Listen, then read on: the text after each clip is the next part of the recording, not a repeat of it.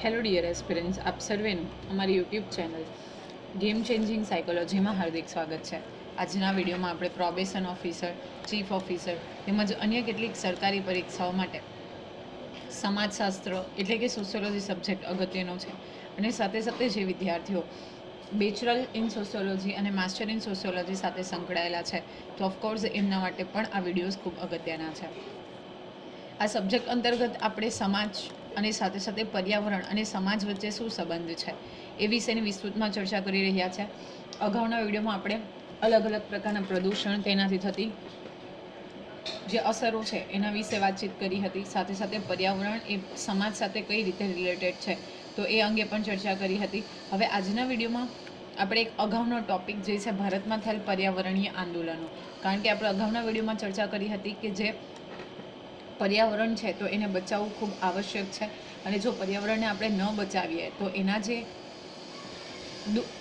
ખરાબ અસરો છે એ ખરાબ અસરોને ભોગવવા માટે આપણે તૈયાર રહેવું પડશે અથવા તો ખરાબ અસરોને સહન કરવા માટે આપણે પ્રિપેર્ડ રહેવું પડશે. તો એ અંતર્ગત આપણે ભારતમાં થયેલ પર્યાવરણીય આંદોલન અને એમાં પણ ચીપકો આંદોલન વિશે ડિટેલમાં વાત કરવાના છે. તો ઓલમોસ્ટ આપ સૌ જાણો છો એ પ્રમાણે કે આ ચીપકો આંદોલન છે એ ઝાડને બચાવવા માટે થયું હતું. તમે ફોટોમાં પણ જોઈ શકો છો જે વૃક્ષો હતા જંગલના, તો એને બચાવવા માટે આ જે આંદોલન છે એ કરવામાં આવ્યું હતું. અને આ વિષયનો આપણે એક ડિટેલમાં વિડીયો પણ સમાજ કાર્ય વિષયમાં અપલોડ કરેલો છે, તો એમાં પણ તમે જોઈને આ ચેક કરી શકો. ભારતના ઉત્તર પૂર્વ પહાડી વિસ્તારનું આ આંદોલન છે. ઓકે, તો ઉત્તર પૂર્વના જે પહાડી રિજન છે એટલે કે માઉન્ટેન રિજન્સ છે તો ત્યાંનું આંદોલન છે. ચીપકો એક પહાડી શબ્દ છે, તેનો અર્થ થાય છે ચોંટવું. ઓકે, તો આ ચીપકો જે છે એ that is basically derived from their own language, એમની ડાયલેક્ટમાંથી આવેલો છે. એટલે કે પહાડી એરિયાની જે ડાયલેક્ટ છે, લોકબોલી, એનો શબ્દ છે પહાડીનો, એને એનો અર્થ ચોંટવું એવો થાય છે. આ આંદોલન એક આદિવાસી વિસ્તારમાં સરકારની નીતિને કારણે ભવિષ્યમાં થનાર નુકસાન સામે સ્ત્રીઓએ એકત્ર થઈને કરેલું આંદોલન છે. હવે એક આદિવાસી વિસ્તાર છે, ઓકે, ટ્રાઇબલ કમ્યુનિટી છે, એમાં સરકારની જે નીતિ છે અને એને કારણે ભવિષ્યમાં જે નુકસાન થવાનું હતું તો એ નુકસાન સામે પ્રતિકાર કરવા માટે જે ત્યાંની સ્ત્રીઓ હતી, સ્થાનિક સ્ત્રીઓ, તેમના દ્વારા એકત્ર થઈને કરાયેલું આંદોલન છે. સરકાર આ વિસ્તારના સ્થાનિક લોકોને પોતાની રોજીરોટી માટે જંગલની પેદાશ, વૃક્ષો કાપવા દેતી ન હતી અને અચાનક એક કંપનીને વૃક્ષ કાપવાનો ઠેકો આપ્યો. એ ઘટનામાંથી સ્વયંભૂ લોક સહકાર અને સ્થાનિક લોકો અને નેતાઓની સૂઝ અને નેતૃત્વથી આ આંદોલનની શરૂઆત થઈ. હવે વસ્તુ કંઈક એવી છે કે જે સરકાર હતી એ જે ત્યાંના વિસ્તારના સ્થાનિક લોકો હતા, એટલે કે જે ત્યાંના લોકલ લોકો હતા, તો એને પોતાની રોજીરોટી માટે એટલે કે સોર્સ ઓફ ઇન્કમ મેળવવા માટે જંગલની પેદાશ અને સાથે સાથે વૃક્ષો કાપવા દેતી ન હતી. એટલે કે ત્યાંના જે લોકલ પબ્લિક છે એના માટે વૃક્ષો કાપવું એ પ્રોહિબિશન હતું, એમને વૃક્ષ કાપવાની પરમિશન ન હતી. પરંતુ બીજી તરફ તો શું થાય છે કે અચાનક એક કંપનીને વૃક્ષ કાપવાનો ઠેકો આપવામાં આવે છે.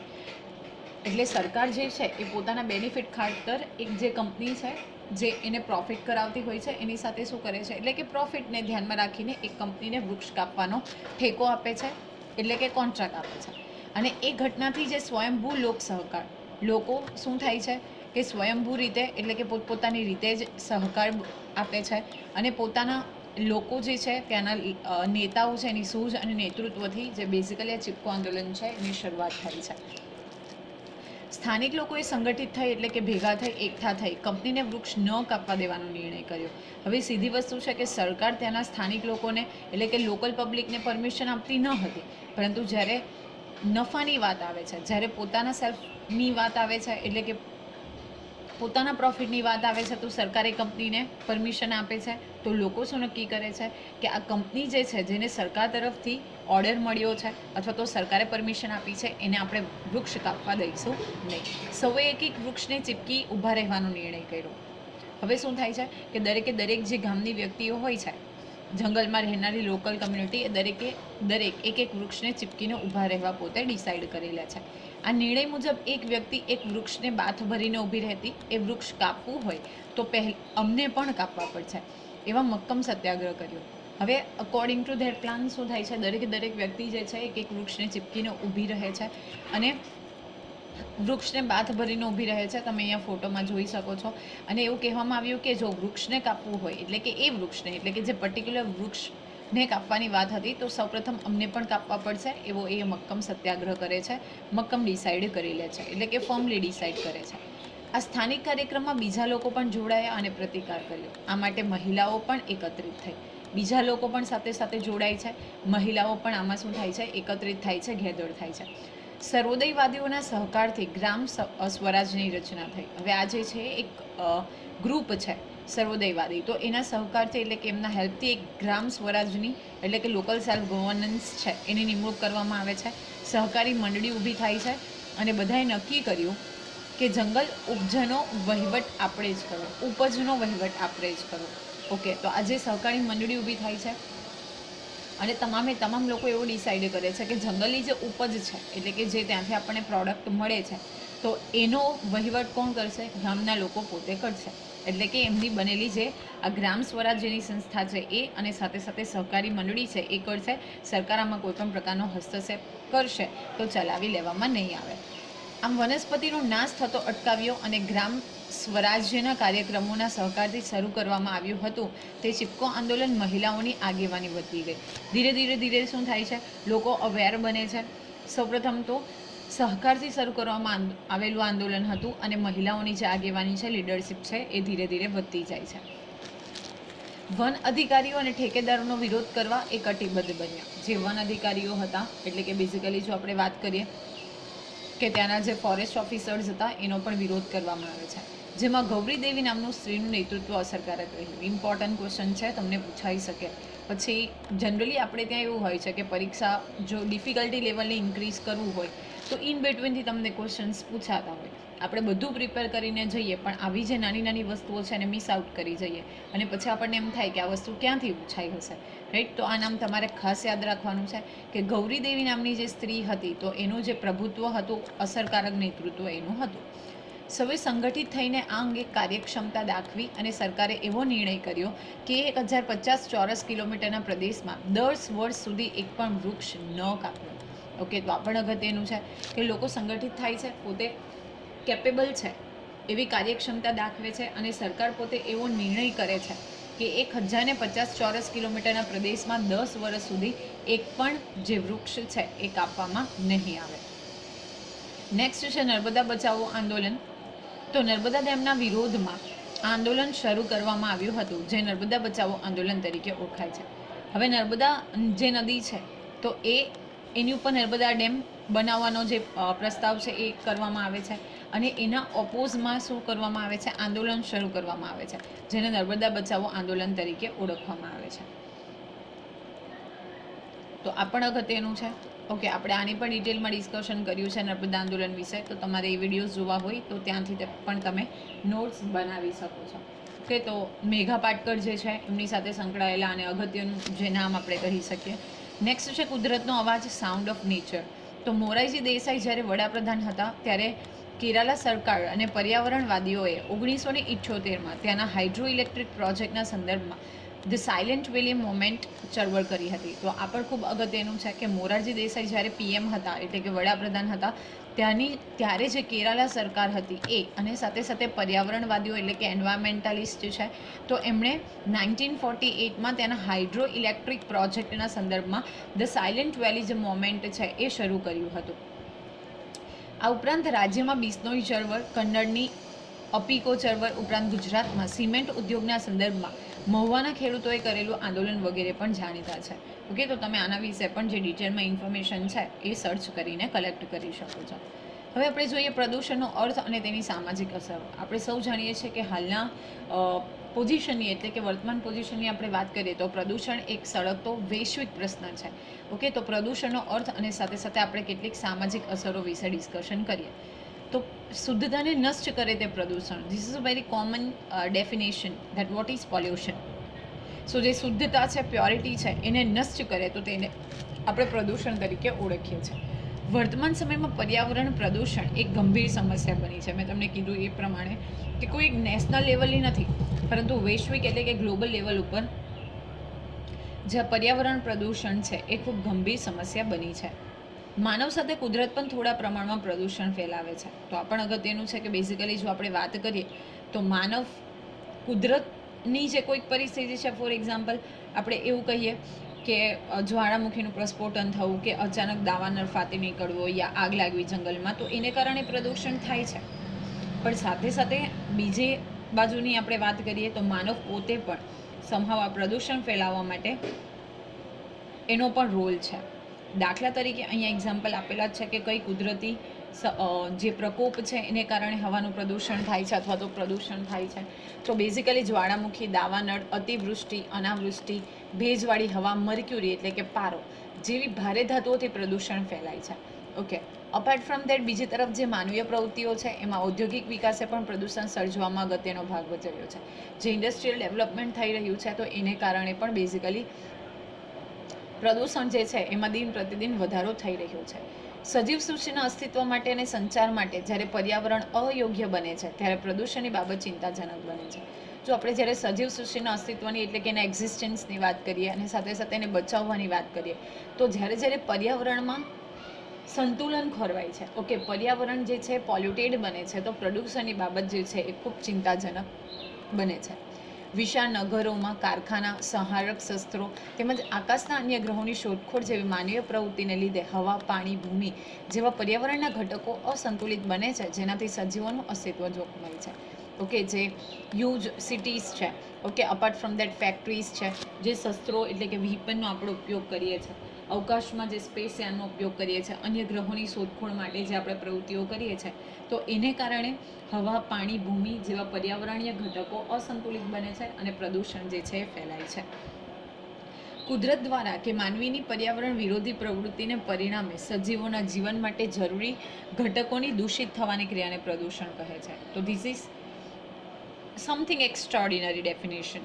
ઓકે, તમારે જો કદાચ રિટર્નમાં પણ લખવી હોય તો તમે આવી જે ડિસ્ક્રિપ્શન્સ એટલે કે ડેફિનેશન્સ છે એના આધારે તમારો જે આન્સર છે એને વધારે એટ્રેક્ટિવ બનાવી શકો. તો કુદરત દ્વારા કે માનવીની પર્યાવરણ વિરોધી પ્રવૃત્તિ, ઓકે, એટલે કે એન્ટી એન્વાયરમેન્ટ જે એક્ટિવિટી છે, એન્ટી એન્વાયરમેન્ટલ એક્ટિવિટીઝ, તો એના પરિણામે સજીવોમાં જીવન માટે જરૂરી ઘટકોની દૂષિત થવાની જે પ્રક્રિયા છે. હવે પર્યાવરણ વિરોધી એટલે કે વધારે પ્રમાણમાં ખનન કરવું, વૃક્ષોનું છેદન કરવું, તો એ બધી વસ્તુ આવશે, રાઈટ. તો એના માટે સજીવોના જીવન માટે જરૂરી ઘટકો છે, ફોર એક્ઝામ્પલ પાણી છે, હવા છે, તો એને આપણે દૂષિત કરવાની જે ક્રિયા છે તો એને પ્રદૂષણ કહીએ છીએ. બીજી રીતે કહીએ તો પ્રાકૃતિક અથવા માનવ સર્જિત પર્યાવરણમાં અનિચ્છનીય પદાર્થનો પ્રવેશ અથવા વિકૃતિ ઉત્પન્ન કરે તેવી અસર થાય તો તેને પ્રદૂષણ કહેવાય. શું છે? પ્રાકૃતિક અથવા તો માનવ સર્જિત પર્યાવરણમાં અનિચ્છનીય એટલે કે જે આપણને ગમતી નથી અથવા તો જે એક્સેપ્ટેબલ નથી એનો પ્રવેશ થાય અથવા તો એને કારણે વિકૃતિ ઉત્પન્ન થાય તો એવી અસરને આપણે પ્રદૂષણ તરીકે ઓળખીએ છીએ. પર્યાવરણ પ્રદૂષણમાં વિવિધ કારણોને મુખ્યત્વે બે ભાગમાં વહેંચી શકાય. એક છે પ્રાકૃતિક કારણો અને બીજા છે માનવ રચિત કારણો. હવે જ્યારે પર્યાવરણના પ્રદૂષણની આપણે વાત કરીએ તો મુખ્યત્વે આપણે એને બે ભાગમાં ડિવાઈડ કરી શકીએ. એક છે પ્રાકૃતિક કારણ અને બીજું એક છે માનવ રચિત કારણ. હવે આપણે જોઈએ પ્રદૂષણની સામાજિક અસરો. તો પ્રદૂષણની સમાજ ઉપર અસર થાય છે. હવા, જળ, જમીન અને ઘોંઘાટના પ્રદૂષણની સામાજિક અસરને હવે આપણે જોઈએ. સૌપ્રથમ છે હવાનું પ્રદૂષણ એટલે કે એર પોલ્યુશન. સમાજ જીવનને ટકાવવા માટે હવામાં રહેલા તત્વોની સમતુલા જળવાઈ રહે તે જરૂરી છે. ઓકે, હવે આપણું જે સમાજ જીવન છે એને અને ટકાવવું છે તો હવામાં રહેલા જે તત્વો છે તો એ ફોર એક્ઝામ્પલ આપણે જોઈએ તો ઓક્સિજન છે કે ઓઝોન છે, તો એ બધાની સમતુલા જળવાઈ રહે એ ખૂબ અગત્યનું છે. વૃક્ષોના છેદનને લીધે એટલે કે એના વૃક્ષ નિસ્કંદનને લીધે વૃક્ષોના કાપવાને કારણે કાર્બન ડાયોક્સાઇડનું પ્રમાણ વધતા પૃથ્વી પર તાપમાન જે છે એ વધી જાય છે. હવે જ્યારે આપણે અગાઉ પણ જોયું હતું કે વૃક્ષો જે છે એ ફોટોસિન્થેસિસની પ્રોસેસ કરે છે અને એના દ્વારા કાર્બન ડાયોક્સાઇડ વાયુ જે છે એ લે છે અને ઓક્સિજન રિલીઝ કરે છે. તો આપણે વૃક્ષો જ કાપી નાખીશું તો ડે બાય ડે કાર્બન ડાયોક્સાઇડનું પ્રમાણ શું થાય છે? વધતું જાય છે. અને કાર્બન ડાયોક્સાઇડનું પ્રમાણ વધવાને કારણે જે ઓવરઓલ ટેમ્પરેચર છે, તાપમાન છે, તો એ પણ શું થાય છે? વધે છે. અસહ્ય ગરમી માનવ તેમજ સજીવ સૃષ્ટિને નુકસાન કરે છે, ક્યારેક મોતના મુખમાં ધકેલે છે. હવે જ્યારે અસહ્ય ગરમીની આપણે વાત કરીએ, અનબિયરેબલ જે હીટ હોય, રાઈટ, તો એ સજીવ સૃષ્ટિને નુકસાન કરે છે અને ક્યારેક તો મૃત્યુ જેવી પરિસ્થિતિ પણ સર્જાય છે. વાહનો, ઉદ્યોગો, વિમાનની વાયુ શેરો વગેરે દ્વારા નીકળતા ધુમાડા, ઝેરી પદાર્થો વગેરે હવામાં ભળતા શ્વાસોશ્વાસની ક્રિયામાં અડચણ ઊભી થતાં આરોગ્યને નુકસાન થાય છે. ઓકે, વધુ પડતા વાહનોનો ઉપયોગ, ઉદ્યોગો, વિમાનને કારણે પ્રદૂષણ થાય, તો એને કારણે શું થાય છે, ઝેરી પદાર્થો જે છે એ હવામાં ભળે છે અને ઉચ્છ્વાસની જે ક્રિયા છે, ઓકે, તો એમાં શું થાય છે, પ્રોબ્લેમ જે છે એ ક્રિએટ થાય છે અને આરોગ્યને નુકસાન થાય છે. લાંબા સમયની ધૂમ્રપાનની ટેવ એટલે કે સ્મોકિંગ કરવું તેમજ વાયુ પ્રદૂષકો સાથેના દીર્ઘકાલીન સંપર્ક એટલે લાંબા સમય સુધી સંપર્ક પ્રાકૃતિક પ્રતિરોધક અવસ્થા પર દબાણ કરે છે. ઓકે, તો જે વ્યક્તિ વધારે પડતું સ્મોકિંગ કરતી હોય પ્લસ જે વાયુ પ્રદૂષકો છે તો એની સાથે આપણે કન્ટિન્યુઅસલી જો ટચમાં રહીએ તો એને કારણે આપણી જે પ્રાકૃતિક પ્રતિરોધક વ્યવસ્થા છે તો એના ઉપર અસર થાય છે. બાળકો, પ્રેગ્નન્ટ જે મહિલાઓ છે એટલે કે ગર્ભવતી મહિલાઓ, વૃદ્ધો શ્વસન તંત્રના જ નહીં પરંતુ દમ અને હૃદય રોગનો પણ ભોગ બને છે. તો આ પણ અગત્યનું છે. ફક્ત શ્વસન તંત્રને રિલેટેડ જ પ્રોબ્લેમ થાય છે એવું નથી. ઘણી વખત અશુદ્ધ હવા અથવા તો પ્રોપર હવા ન મળવાને કારણે હાર્ટ એટેક જેવા પ્રોબ્લેમ્સ પણ થાય છે. ધૂમ્રપાનની ટેવવાળી તેમજ તેના સંપર્કવાળી વ્યક્તિઓને લોહીમાં હિમોગ્લોબિનની સાથે કાર્બન મોનોક્સાઇડનું પ્રમાણ વધી જાય તો ઓક્સિજનનું વહન થઈ શકતું નથી. નાઉ ધોઝ આર ડુઈંગ સ્મોકિંગ, તો એ લોકોના સાથે શું થશે, જે લોહી છે એમાં હિમોગ્લોબિનની સાથે સાથે કાર્બન મોનોક્સાઇડનું પ્રમાણ પણ વધે છે. એટલે ઓક્સિજનનું જે પ્રમાણે વહન થવું જોઈએ, સર્ક્યુલેશન થવું જોઈએ એ થશે નહીં. હવે જરૂરી નથી કે સ્મોકિંગ કરતી જ વ્યક્તિ, સ્મોકિંગ કરતી વ્યક્તિની સાથે સંપર્કમાં રહેવાવાળી વ્યક્તિઓ પણ, જો ફોર એક્ઝામ્પલ આપણે કોઈ પબ્લિક પ્લેસીસ ઉપર ઊભા છે, કોઈ વ્યક્તિ સ્મોકિંગ કરે છે તો આપણે પણ સમહાવ સેકન્ડ સ્પ્રેડર તરીકે કાઉન્ટ થઈએ. તો માનો કે કોઈક વ્યક્તિ તમારી આજુબાજુમાં કન્ટિન્યુઅસલી સ્મોકિંગ કરતી હોય, તમે એ વ્યક્તિની બાજુમાં બેઠા હોય તો ભલે તમે નથી સ્મોકિંગ કરતા પણ એનો જે ધુમાડો છે, ઓકે, સ્મોક છે, તો એને કારણે આપણને પણ એની નુકસાન થાય છે. ઓકે, જેથી શ્વસન તંત્રના ગંભીર રોગ ઉપરાંત અનેક શારીરિક બીમારીઓ થાય છે અને તેની અસર વ્યક્તિગત તેમજ કૌટુંબિક જીવન ઉપર પણ થાય છે. તો વ્યક્તિ પોતે પણ સફર કરે છે અને જે કૌટુંબિક જીવન છે, ફેમિલી છે, તો એ પણ સફર કરે છે. તમે અહીંયા ફોટો જોઈ શકો છો હવાના પ્રદૂષણનો, કે જે કોઈ ફેક્ટરીઝ છે એ ચીમની દ્વારા, ઓકે, જે સીધો ધુમાડો છે એ હવામાં રિલીઝ કરે છે અને એને કારણે કાર્બન ડાયોક્સાઇડનું જે પ્રમાણ છે એમાં વધારો થાય છે. વાયુ પ્રદૂષણથી સમાજના ઐતિહાસિક ઇમારતો, સ્મારકો તેમજ પ્રાકૃતિક સૌંદર્યના મૂળ સ્વરૂપે પણ અસર થાય છે. You can take the best example of Taj Mahal. Okay, તો ત્યાંના જે વ્હાઇટ માર્બલ્સ છે એ ધીરે ધીરે યલોઇશ કલરના થતા જાય છે. તો વાયુ પ્રદૂષણના કારણે જે ઐતિહાસિક સ્મારકો છે, ઇમારતો છે, એને પણ નુકસાન થાય છે. પ્લસ જે પ્રાકૃતિક સૌંદર્યના મૂળ સ્ત્રોતો છે તો એને પણ નુકસાન થાય છે. પૃથ્વીના ઓઝોન પરને નુકસાન થતાં ચામડી બળવી, મોતિયો આવવો, ચામડીનું કેન્સર જેવી સમસ્યાઓ સર્જાય છે. મેં અગાઉના વિડીયોમાં પણ કીધું હતું કે O3 that is ozone A healthier gas છે, રાઈટ, અને એનું જે લેયર છે એ સૂર્યના જે અલ્ટ્રાવાયોલેટ રેઝ છે એને પૃથ્વી ઉપર આવતા બચાવે છે. હવે આ જ ઓઝોન સ્તરમાં શું પડ્યું છે, ગાબડા પડ્યા છે, તો એને કારણે ચામડી બળે છે, મોતિયો આવે છે, ચામડીનું કેન્સર જેવી જે સમસ્યાઓ છે તો એ પણ સર્જાય છે. રોગ પ્રતિકારક શક્તિ નબળી પડતા શરીરમાં અનેક રોગો થાય છે અને રોગ પ્રતિકારક શક્તિ પણ નબળી પડે છે અને એને કારણે ઘણા બધા રોગોનો વ્યક્તિ ભોગ બને છે. હવામાં ઉડતા રજકણો, sulphur dioxide, carbon monoxide, nitrogen oxide જેવા પ્રદૂષકોનું પ્રમાણ વધતા વરસાદના પાણીમાં એસિડનું પ્રમાણ વધે છે. આ તેજાબી વરસાદ એટલે કે એસિડ વરસાદ સમગ્ર જીવસૃષ્ટિ પર વિઘાતક અસર કરે છે.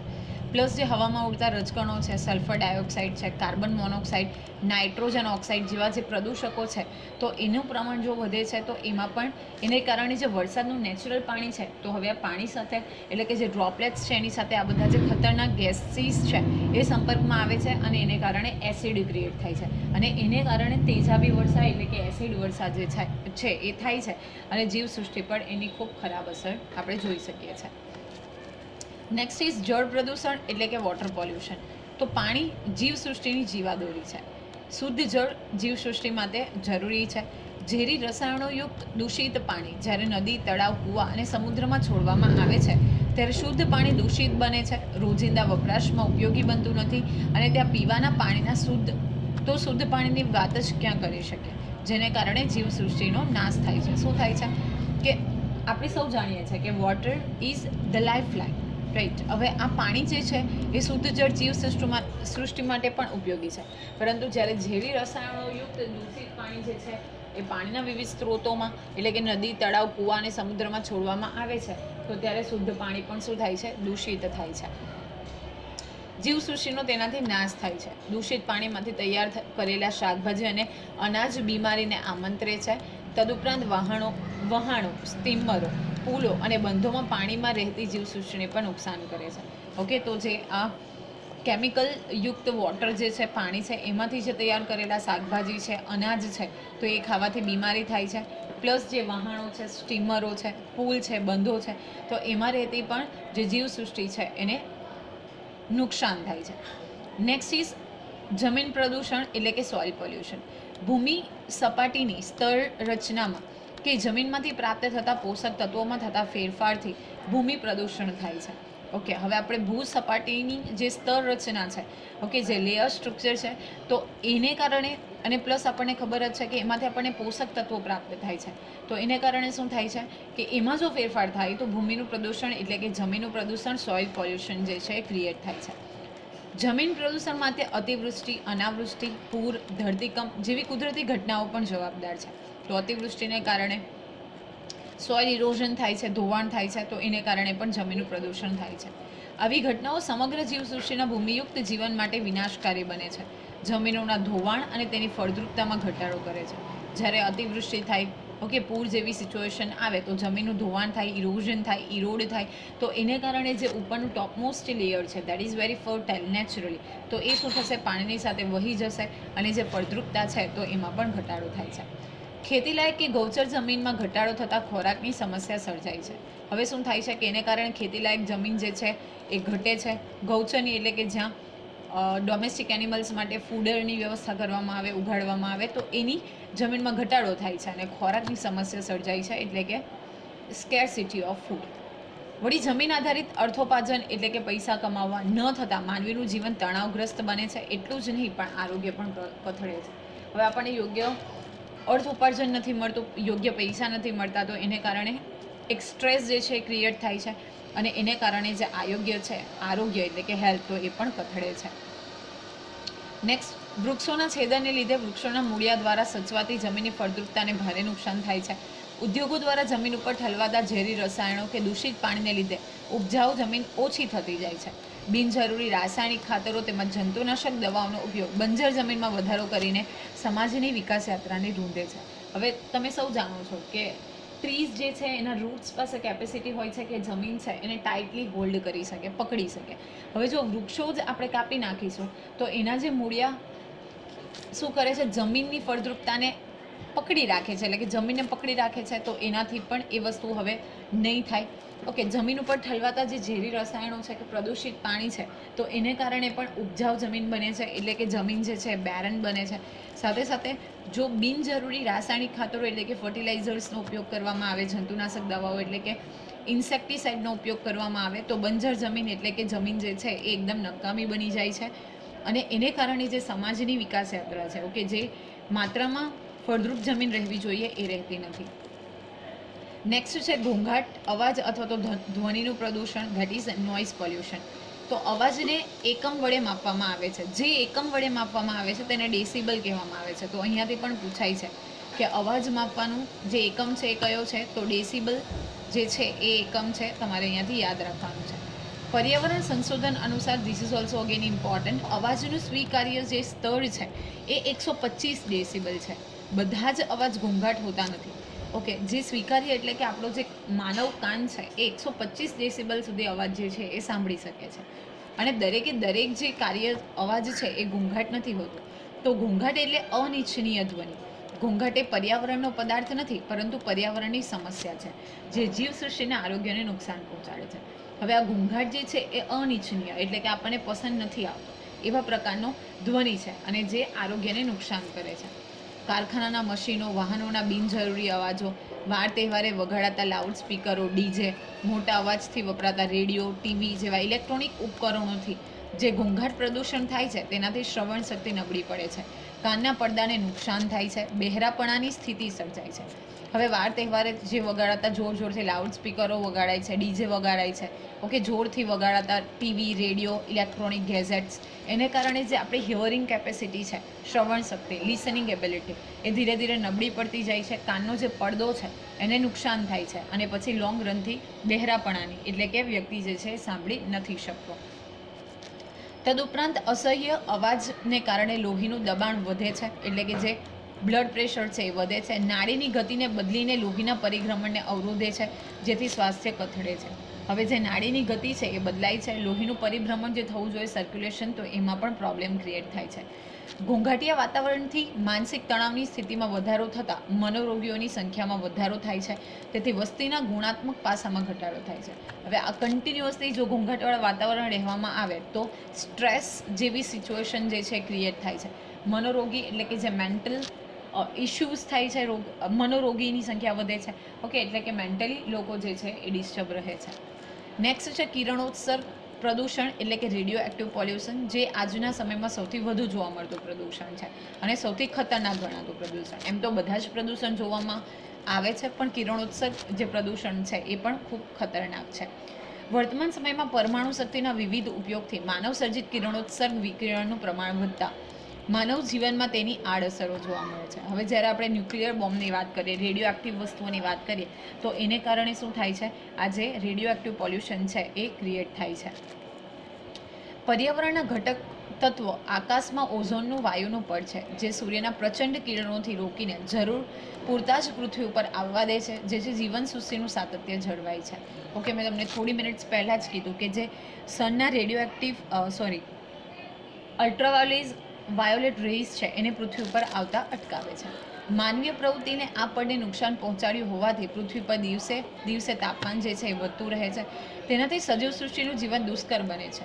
વધારે માત્રામાં કિરણોત્સર્ગથી સજીવ સૃષ્ટિને હાનિ પહોંચે છે, માનવીના ચેતાતંત્રને નુકસાન થાય છે, ધ્રુજારી ઉત્પન્ન થાય છે, અડધા કલાકમાં માનવ બેભાન થઈ જાય છે. શ્વસન અને ચેતાતંત્રને હાનિ પહોંચતા માણસ મોતને શરણે થાય છે. હવે કન્ટિન્યુઅસલી જો આવા રેડિયો એક્ટિવ વસ્તુના આપણે સંપર્કમાં આવીએ છીએ તો એમાંથી સજીવ સૃષ્ટિને હાનિ પહોંચે છે, ચેતાતંત્રને નુકસાન થાય છે, શરીરમાં વાઇબ્રેશન્સ એટલે કે ધ્રુજારી ઉત્પન્ન થાય છે અને ઓલમોસ્ટ હાફ એન અવરમાં જે માનવી જે છે એ બેભાન થઈ જાય છે. શ્વસન અને ચેતાતંત્રને પણ નુકસાન થાય છે અને ક્યારેક ક્યારેક વ્યક્તિ મોતને પણ ભેટે છે. ઊંચી માત્રાના કિરણોત્સર્ગ વ્યક્તિગત આરોગ્યને જોખમ આવે છે. સાથોસાથ રંગસૂત્રોની ખામી સર્જાતા પેઢીઓ સુધી તેની દૂરગામી અસરો જોવા મળે છે, જે ગુણવત્તાયુક્ત સમાજના સાતત્યને અવરોધે છે. ડીએનએ અને આરએનએને પણ નુકસાન થાય છે, એટલે ભવિષ્યની જે પેઢીઓ છે તો એમાં પણ આપણે ખોળખાપણ જોઈ શકીએ છીએ. આમ હવા, જળ, જમીન, ઘોંઘાટ, કિરણોત્સર્ગ પ્રદૂષણથી ઉત્પન્ન થતી અનારોગ્ય સ્થિતિ, બીમારી કે રોગીષ્ટપણું જીવન સૃષ્ટિ ઉપર વિઘાતક અસર કરે છે. માનવી કામ કરવાની શક્તિ અને ક્ષમતા ગુમાવે છે, તેથી ઉત્પાદકતા નીચી રહેવા પામે છે. પરિણામે સમાજના મહત્વના કાર્યો થઈ શકતા નથી. ઓકે, જે માનવીની કામ કરવાની એટલે કે વર્કિંગ એબિલિટી છે, એફિશિયન્સી લેવલ છે, તો એમાં પણ ઘટાડો થાય છે અને એને કારણે જે ક્ષમતાથી એ કાર્ય કરતા હોવા જોઈએ એ ક્ષમતાથી કાર્ય કરી શકતા નથી અને એને કારણે જે પ્રોડક્ટિવ રેશિયો છે તો એ પણ ઓછો થાય છે. તેનાથી વ્યક્તિ, કુટુંબ અને રાષ્ટ્રના વિકાસમાં અવરોધ ઊભો થાય છે. આથી પ્રદૂષણની આડઅસરોનું નિવારણ માટે સઘન પગલાં લેવા એ જરૂરી છે. આપણને એમ થાય કે પ્રદૂષણ તો ખૂબ લિમિટેડ મતલબ એનાથી લિમિટેડ નુકસાન થાય છે, પણ આપણે હમણાં જ જોયું કે કામ કરવાની ક્ષમતા ઘટે છે. હવે જે વ્યક્તિ એફિશિયન્ટલી વર્ક કરી શકતી હોય એ પણ વર્ક નથી કરી શકતી, તો એને કારણે એનું જે પ્રોડક્ટિવ રેશિયો છે એ ઘટે છે. હવે એનો પ્રોડક્ટિવ રેશિયો ઘટે છે તો એની આવકમાં ઘટાડો થાય છે, એટલે વ્યક્તિ, કુટુંબ અને એને આધારે પૂરો સમાજ અને રાષ્ટ્રના વિકાસમાં પણ એનાથી અવરોધ થાય છે. હવે જોઈએ કેટલીક અન્ય અસરો. તો સમાજમાં ઔદ્યોગિકીકરણ, નગરીકરણ એટલે કે ઇન્ડસ્ટ્રીયલાઇઝેશન, અર્બનાઇઝેશન અને ભૌતિકવાદી દૃષ્ટિકોણ જેમ જેમ વ્યાપક બનતો જાય છે તેમ તેમ પ્રદૂષણની સમાજ પરની અસરો વધતી જાય છે. હવે જેમ જેમ આપણે ડેવલપમેન્ટની દિશા તરફ આગળ વધીએ છીએ, ઇન્ડસ્ટ્રીયલાઇઝેશન, ઓકે, અર્બનાઇઝેશન, તો એની માઠી અસરો જે જીવન છે, સમાજ જીવન, એની ઉપર પણ થાય છે.